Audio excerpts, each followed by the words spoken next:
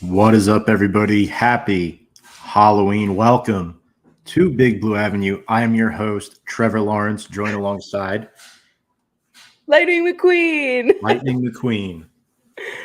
Wow, what a show we got here today. Folks, we appreciate you tuning in tonight. Just so everyone's aware, I am a Giants fan. I'm still Tom, but I'm acting as Trevor tonight. Special Halloween show. We have a lot in store for you. Special trick or treat segment, so make sure to stay tuned for that.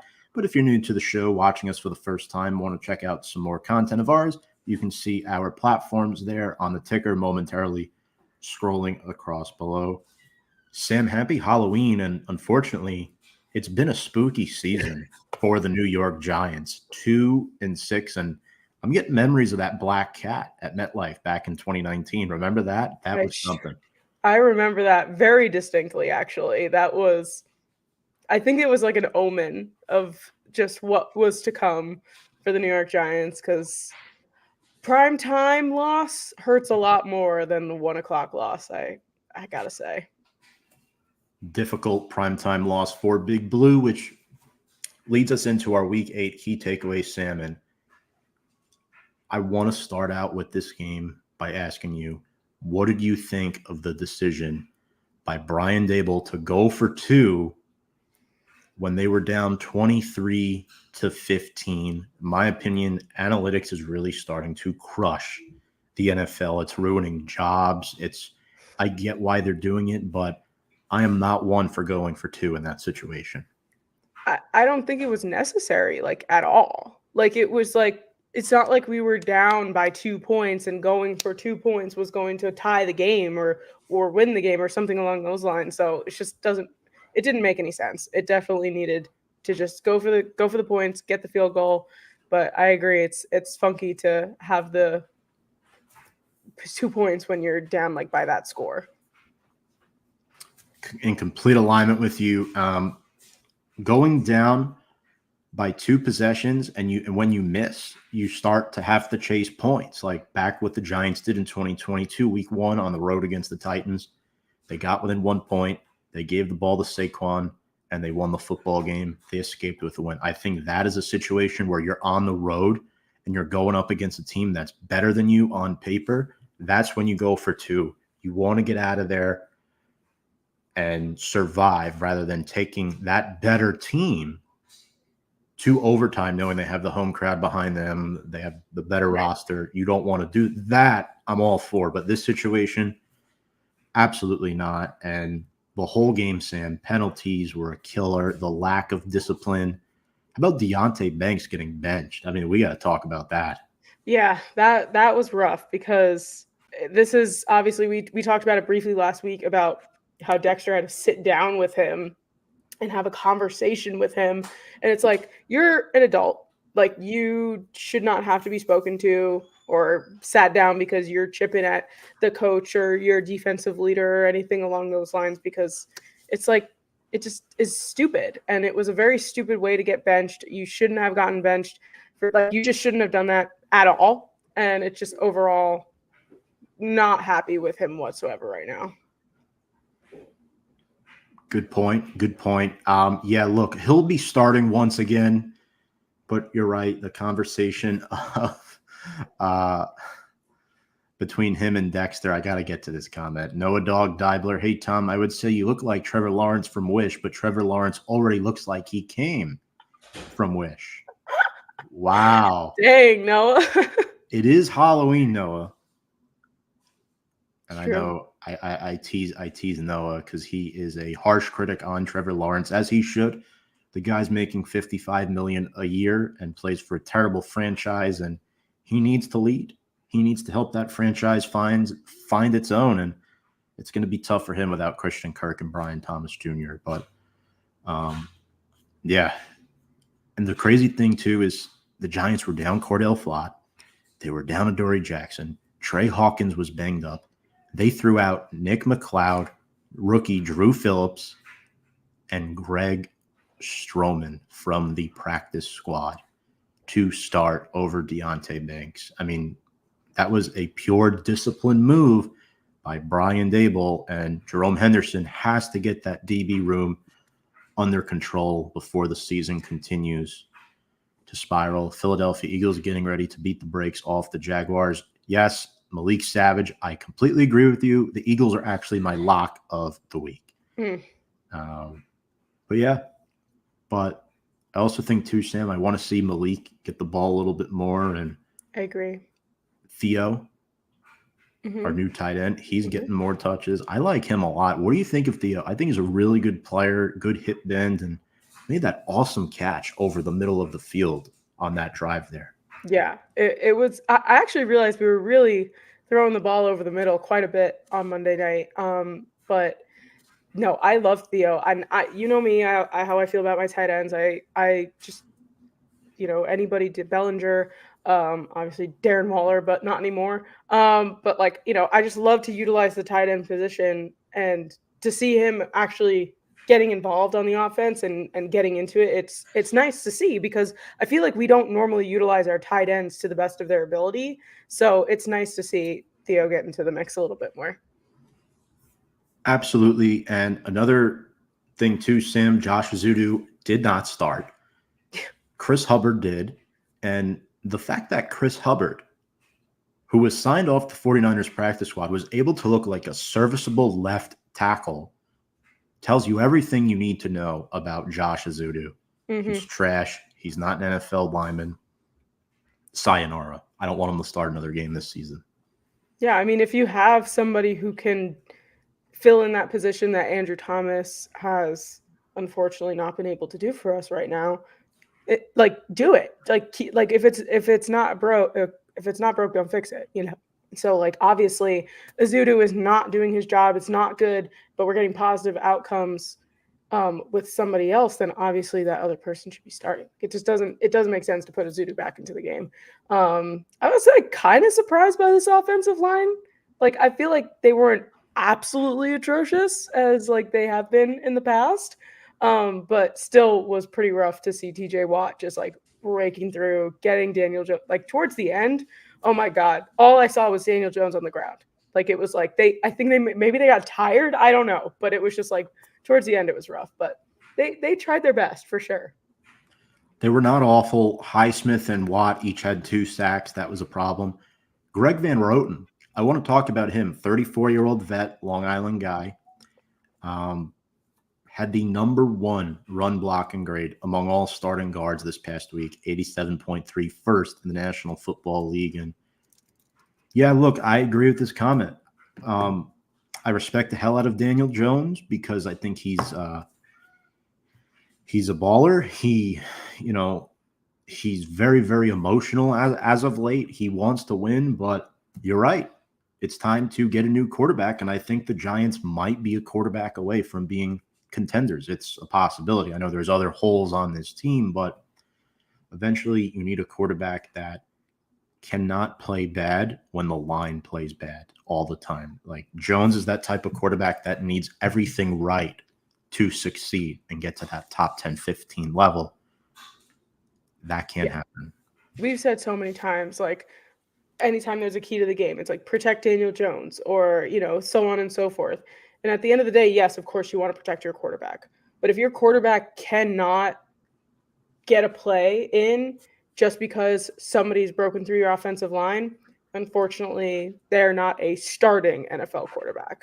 I think that Daniel Jones could be a very successful backup quarterback in the league for sure. And like you said, we will continue to support him no matter what, because once a Giant, always a Giant. But it's tough to see other teams who also have pretty crappy offensive lines, like the Bengals, for instance, somebody that we've gone up against already, does have a more weak offensive line, but Joe Burrow is a very good quarterback and can get plays down, can connect with Jamar Chase or whoever's down the field in order to make a play. Unfortunately, Daniel Jones really doesn't have that capability. Right. And I think too, it's a shame because you're wondering, why are the Giants 2-6? They lead the NFL in sacks through 8 games. But right now they're slotted to pick 9th in the 2025 NFL draft with that 2-6 record. And ultimately, I think it comes down to several different things. Yeah, you can talk about the quarterback play all you want, but it's more than that, right? It's the way the line has played the last few weeks. not having Malik Neighbors in the lineup, relying on a lot of young rookies to make key plays late in the game. The continuity, too, on the defensive line is not there. The Giants are last in the NFL in stopping the run, and they hired a defensive coordinator specifically to stop the run. Unfortunately for him, the Giants don't have the personnel to stop the run. I think once you get more Bowen-schemed guys in next season and the year after that, and these Wink Martindale guys start to leave, then you'll see improvements in the run defense. And then, of course, the maturity of Deonte Banks in that cornerback room. And look, I think the Giants miss Xavier McKinney. Last year, they didn't give up as many big plays, and I miss McKinney a lot more than I do Barkley right now, especially seeing him lead the NFL in interceptions with the Green Bay Packers. I don't know if you watch many Packer games, Sam, but it seems like every week McKinney gets one pick. Yeah, I mean, I watch as much as Red Zone provides. I'm not sitting down watching a whole Packer game unless they're in prime time. But yeah, I've seen actually quite a few tweets and things like that from Packers fans I just happen to follow that are just like, oh my God, X, oh my God, like killing it, this, that, blah, blah. And I'm like, wow, he used to be ours. He used to do things like that for us. And it just, unfortunately, not anymore. I'm going to quickly shout out my father tuning in. Nice costumes. Thanks, Dad.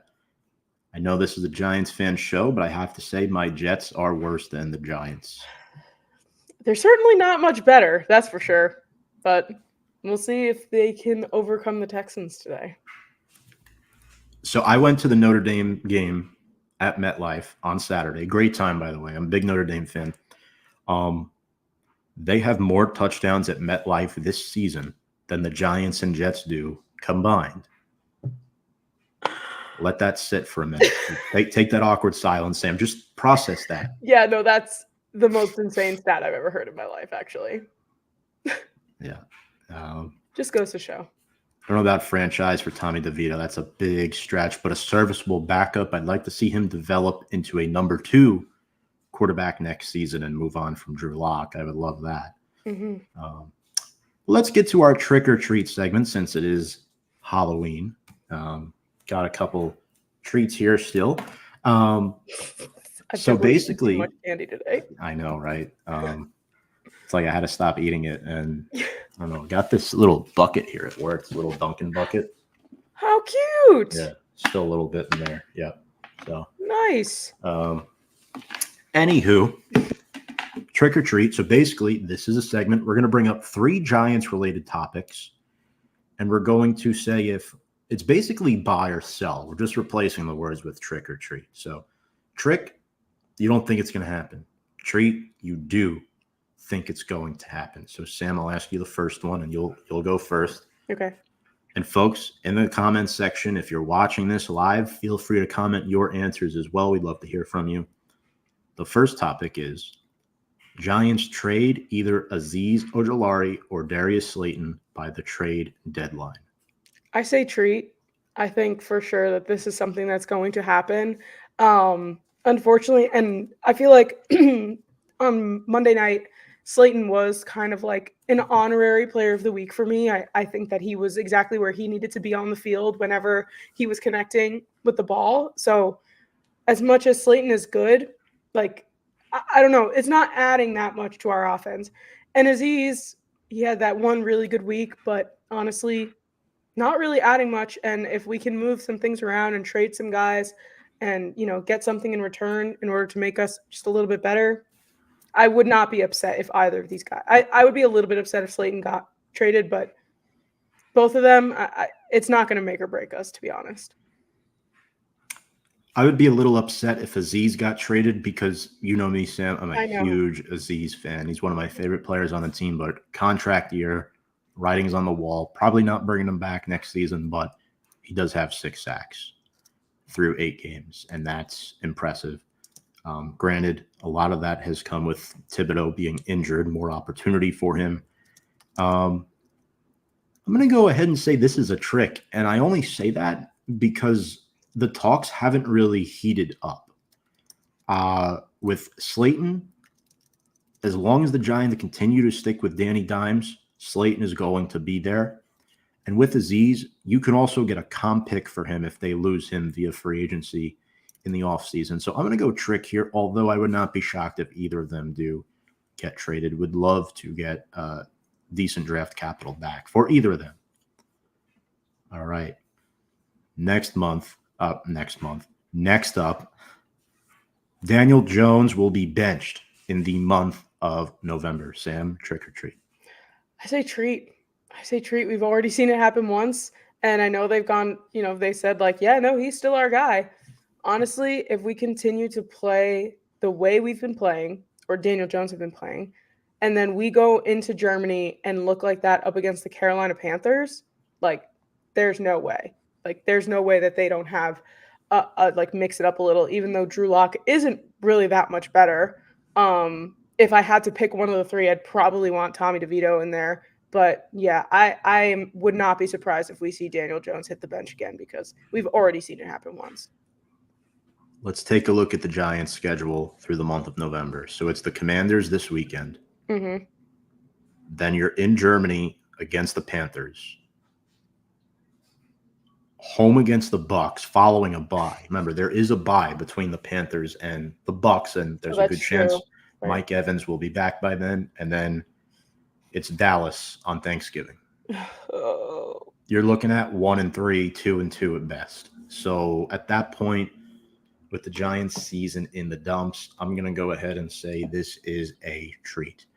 I don't know if it'll be a permanent benching, but it could be a 1 week type of thing. We'll see. Remember, they're paying DJ $40 million a year. It's going to be very difficult to bench this guy, but after 4 quality starts, he's had 3 straight non-quality starts. He is an enigma, ladies and gentlemen. You're either good or bad. 6 years in the NFL. Figure it out. Lastly, Malik Neighbors will finish the season with over 1,000 receiving yards. Trick or treat? I'm gonna sweep here and say treat again. I'm just gonna go for it because he's almost at 500 yards already. We're about halfway through the season, and he's bound to have at least 1 to 2 more really good games where he gets those yards up. I don't see why it's not possible. It's 100% possible for him. I hope he gets it. I hope so because it'll, make us feel good that we'll have something good to look forward to from this team. But yeah, I definitely think it's possible. Absolutely. I'm with you. I think Neighbors gets 1,000 yards regardless of who the quarterback is. I think it'll be DJ, but it could be a week-by-week thing, and Dable has had to announce every week over the past month or two that Daniel Jones is the starting quarterback. But regardless, I think Malik Neighbors will surpass that. Malik Neighbors also had one hell of a game against the Commanders back in week 2. And finally, before we bring up our guest, Marty Joines, our New York Giants player of the week from week 8. Sam, who did we pick? We went with our guy, Tyrone Tracy Jr., which we're very excited about because he's obviously been stepping up to the plate a lot in the running backs position. 20 rushes for 145 yards and a touchdown. 2 receptions for 5 yards. Obviously not fantastic, but not bad. 57% of offensive snaps. The second 100-yard rushing game this season, which is great. In this past season, he's had 376 rush yards, 2 touchdowns, and 16 receptions for 113. Really, pretty solid in this position, if you ask me. He has 126 rush yards, more than Devin Singletary, who we thought was going to be the guy of the year in the running back position at least. Has played 47% of the offensive snaps this season. He is the 5th-round pick from this past draft coming out of Purdue and currently, unfortunately, in concussion protocol. But we really, really need him back because he's making a difference on our offense despite us not really winning games. You can tell his presence on the team it's making a difference on the field. Well said. Great player and an $860,000 cap hit.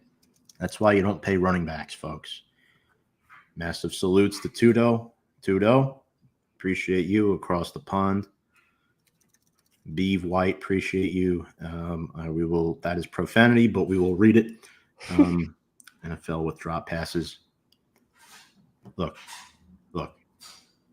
Daniel Jones's ball placement too is leading to some of these drops. You can't give the receivers a free pass. I agree. Slayton has dropped some. Malik has dropped some. 100%. And there's plays where it's not on Daniel Jones. It's on the receiver. But at the same time, who's getting paid $40 million to score touchdowns and move the football down the field? Right. Not Malik Neighbors or Darius Slayton. Mm-hmm. When you come with that $40 million per year contract, you're expected to compete and play good football. It doesn't take 6 years to figure out. Look, Tudo, it took 6 years because the Giants were a dumpster fire. And on that note, let's bring up a fan of a team that is no longer a dumpster fire. Yeah. Mr. Command Cave himself, Marty Joines. Marty, welcome. Happy Halloween. Happy Halloween to you guys as well. Excited for this weekend. Just ate a bunch of candy, so I'm all jacked up. I think we all are. I think we're all all sugared up. Let's do it.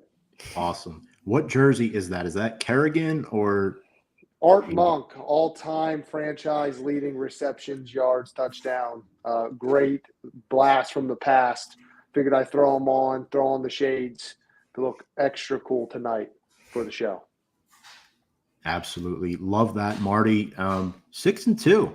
Usually when we have you on the show, outside of the first year when the Commanders won the division with, I think it was 9-8. It was, I think 7-9. Yes, 7-9. Losing record. So that was a fun season for all. What's the vibe down there right now? I know you don't live in DC, but as a Commanders fan, just overall, the fan base, what's going on? Because the last time we spoke to you, it was around the draft time, and we weren't sure if it was going to be Drake May or Jaden Daniels, and they went with Jaden Daniels, and surely it's paid off. It's been unbelievable. It's manic. Folks are going crazy. Now Northwest Stadium has been bumping every week. Like you said, I went to the draft in April not knowing who we'd taking Jaden Daniels, and it was unbelievable what he's done so far. He's turned the franchise around on a dime, and with some core players returning, he's just been unbelievable, and it's been so fun to watch.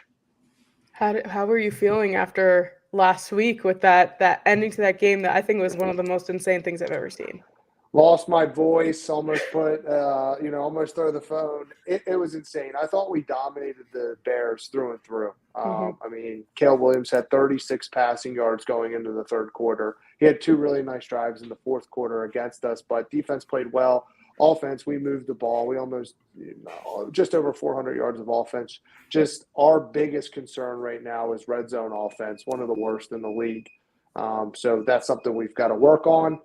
You guys saw it in week 2 when we played the Giants, beat you with just field goals. So it's been something from week 2 now going into week 9, still kind of plaguing us a little bit, which I think is keeping us out of that top tier talk in the NFC right now. I'm starting to wonder if Washington wins again without a touchdown on Sunday. We'll get into that, though. We'll get into that. Yeah, I'm with you on that. First question. In your opinion, what was the most important offseason acquisition, coach or player? Maybe not the best, but the most important. Yeah. Honestly, I look on the field, I look on the sideline. We've done a lot, but I actually have to go up top into the booths. Our general manager, Adam Peters, was the biggest acquisition we had. We finally have someone in football operations that's had previous experience in doing this and has done it at a very high level. Started with the Patriots and those Bill Belichick years of back-to-back Super Bowls early with Tom Brady. Then he moved on to help John Elway in Denver and won a Super Bowl there. And his last stop with Kyle Shanahan, John Lynch, and 49ers. So the guy has been a part of some very winning organizations, comes here, first time he gets to run the show, and we see what he did in the offseason. Brought in a lot of talent. A lot of folks didn't like what they brought in at first, but they've played in really well. So I would definitely have to start there first and give him his props. From a player standpoint, it's hard not to say Jaden Daniels, but to give you something a little bit different, I think Zach Ertz has been huge for us. A really good, reliable offensive weapon for Jaden Daniels, and he has a lot to prove, right? Coming off of some injuries, bounced around a little bit. Cardinals, I believe he was with the Lions a little bit too as well last year. So getting a fresh start, loves Cliff Kingsbury. He did some good things with Cliff when he was in in Arizona with him. So he's been a really good addition to the team and for Jaden's development. Well, talking about Jaden's development a little bit and giving you the floor to kind of flaunt your quarterback a little bit, what's kind of been the most impressive thing that he's done so far this season, apart from how he ended that game last week? Yeah, let's go back to that phrase, flaunt a Washington quarterback has never came out of my mouth ever, or if I've ever even heard that before. So it's awesome to be on this side of the table. But what he has done, his ability to just learn. And I know that sounds simple and doesn't sound flashy, but if we look in the beginning of the season, week 2 against the Giants, week 1, and halfway through that week 3 game, one of Jaden's biggest things is he was not seeing the folks down the field. A little bit more tuck and run, a little bit more safe. And it seemed like halftime of the Bengals game, it switched. He hit Terry twice down the field, and we haven't looked back. And he never makes the same mistake twice, it seems to. Learns a lot and learns fast. And the progressions in which he's making week to week, making those leaps, you usually see quarterbacks take seasons to do that. And, I mean, we look at Indianapolis with Anthony Richardson. We look at across the league with young quarterbacks taking years to develop some of these things that he has taken weeks to do. It's been unbelievable. Well said. Definitely well said. Mm-hmm. Now, your offense, Terry McLaurin's been there since 2019, focal point. We can talk all we want about him. It is Halloween, scary Terry.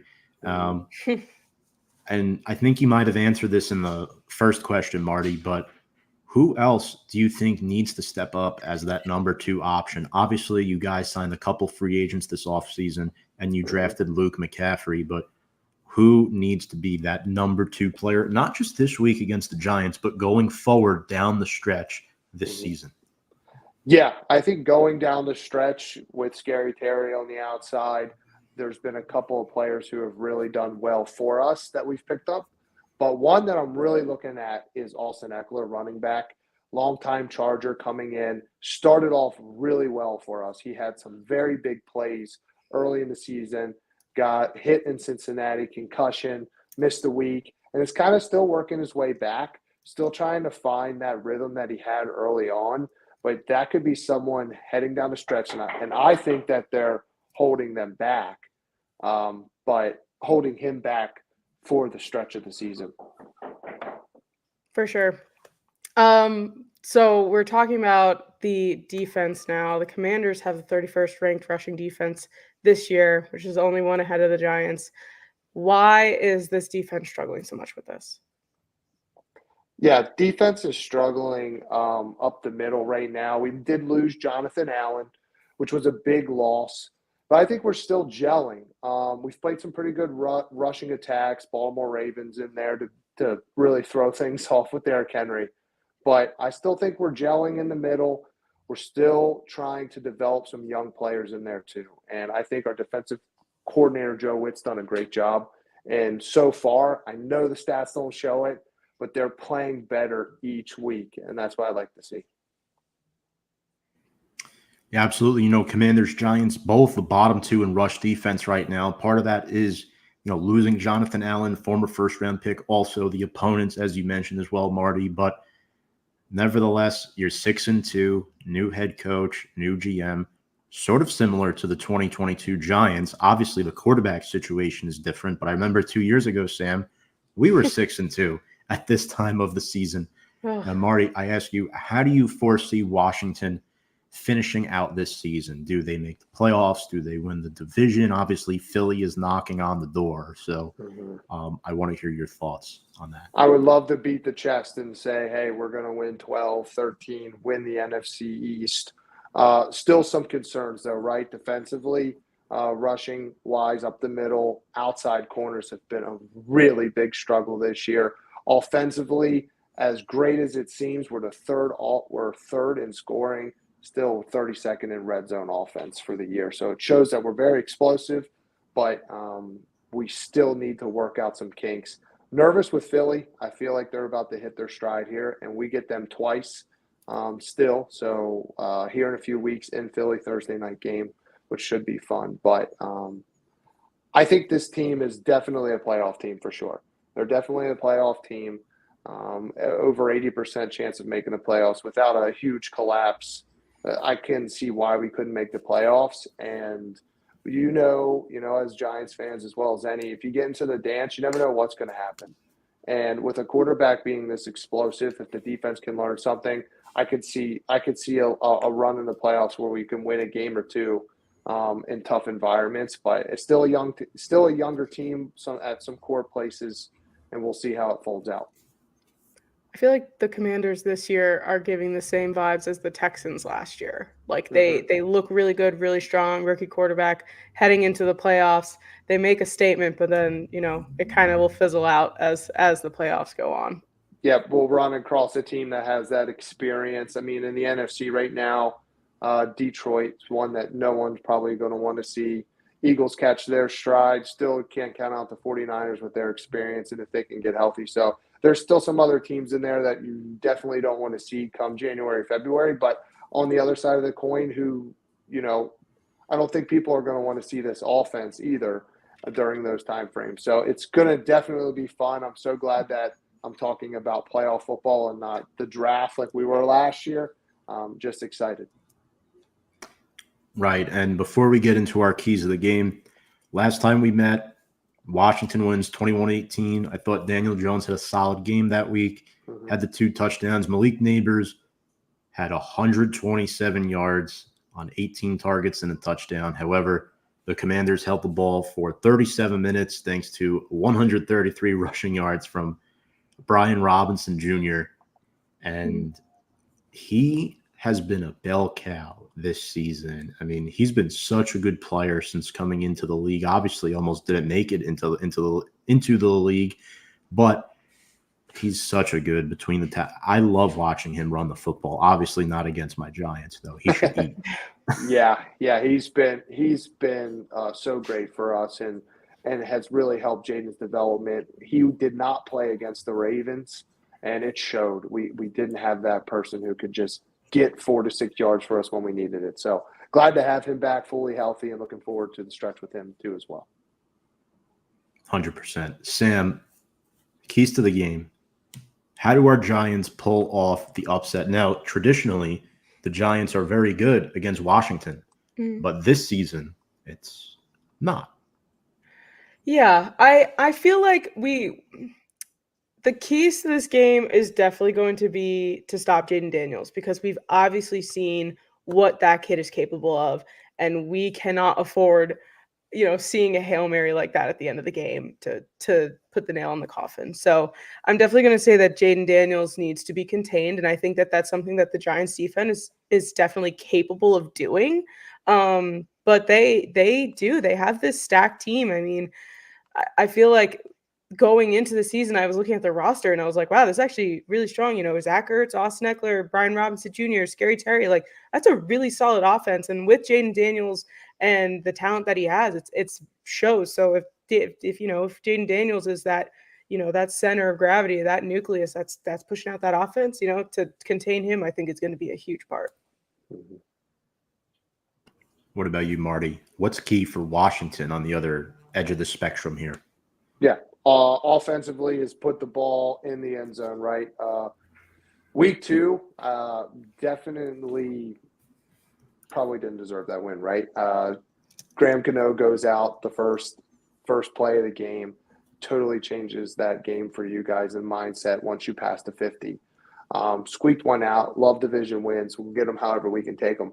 But if we go with that mentality or we have that same pushback where we just can't put the ball in the end zone, this is going to be another one of those tough ones. So offensively, score 7 and not 3. Defensively, I really like that kid that you guys got at running back, Tracy. I know you just gave him the game ball of the week. He looks the part, plays the part, and excited for you guys on that end. But again, just like you guys don't like to watch Brian Robinson, when I watched him play Sunday night, I knew that would be an issue. I know he does have some health concerns, but it seems like he's getting the good stuff, green light. So I'm expecting to see him on Sunday. So defensively, we have to key in on him as much as we can. For me, I've got two, and I'm more concerned about the defense than the offense. Stopping the run is critical in this game. Look, the Giants hired Shane Bowen as their defensive coordinator to be a run-stuffing specialist. They are dead last in stopping the run, giving up 5.4 yards per carry to backs. Now, the Giants didn't exactly supply him with the best players to stop the run outside of Dexter Lawrence. That man is a freak, but other than him, their best interior D lineman is Raheem Nunez-Roches, DJ Davidson, guys like that. It got so bad, Sam, they healthy scratched Jordan Riley for Armon Watts. So it's been really, really bad out there. The depth is lacking. No Kayvon Thibodeau again this week. I'm sure Marty's happy to hear that. Yes.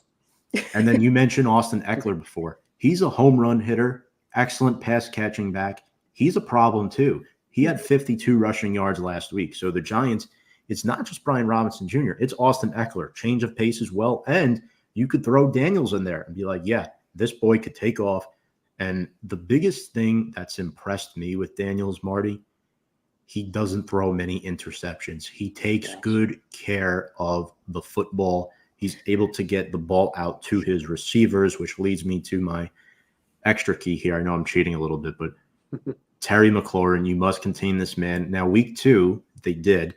McLaurin had 6 catches for just 22 yards, but he has 98-plus receiving yards in 3 of his last 4 games. And the Giants' pass defense has the 30th lowest rating allowed to opposing quarterbacks this season. And McLaurin's had success against the Giants in his early, young career thus far.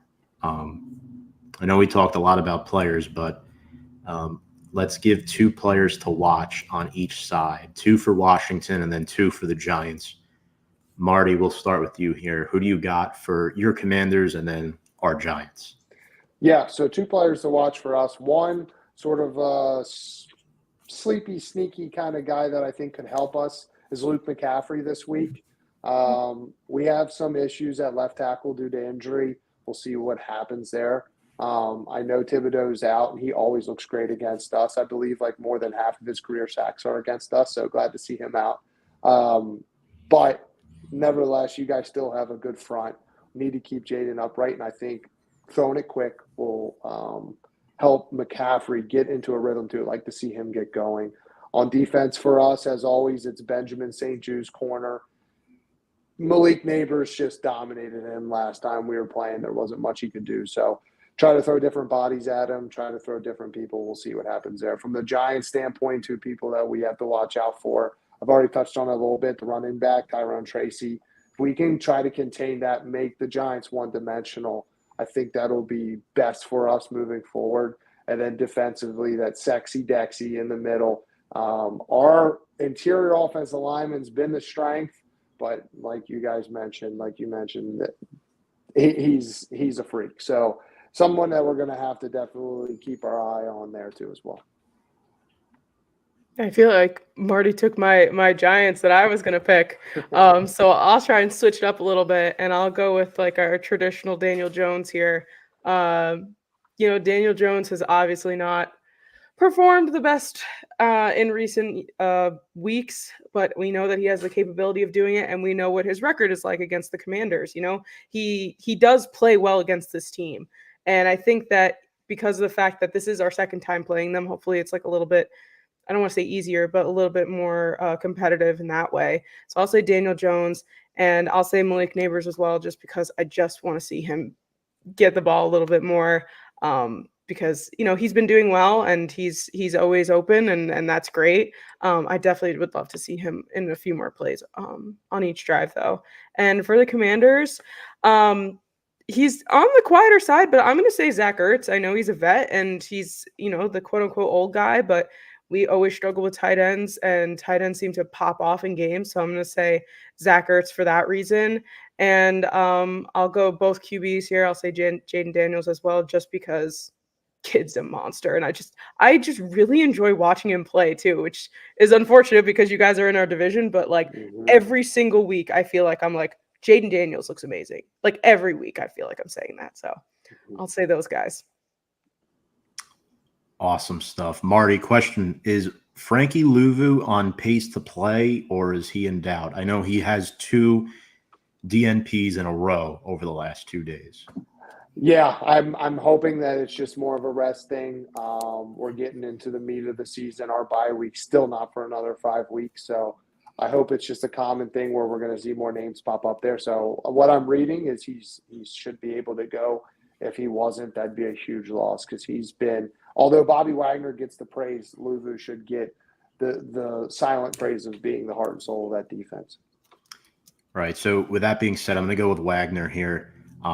69 tackles, 6 TFLs with 2 sacks. This Commanders defense, points-wise, is the 10th best defense in the NFL. They're giving up just under 21 points per game. Again, not easy to do in a passing league. I do know, Sam, you have to dip. You have a Halloween party to get off to. So I will let you go, and I'll finish that with Marty. But any parting words, Sam? I will say and predictions. Yeah, Yes. I'll do my game prediction. I'm going to say that the Giants are going to win. I think that we're going to split this series. I don't think that the Commanders sweep us this year. And I'll say I saw the line was super close, 1.5. So I'll say Giants win by a field goal, and it'll be 24-21.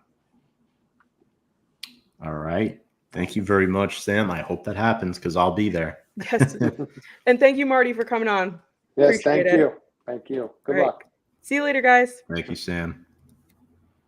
All right, that was Sam, Cardona Norberg. Now, Marty, Dante Fowler Jr. is another guy on your defense that scares the crap out of me.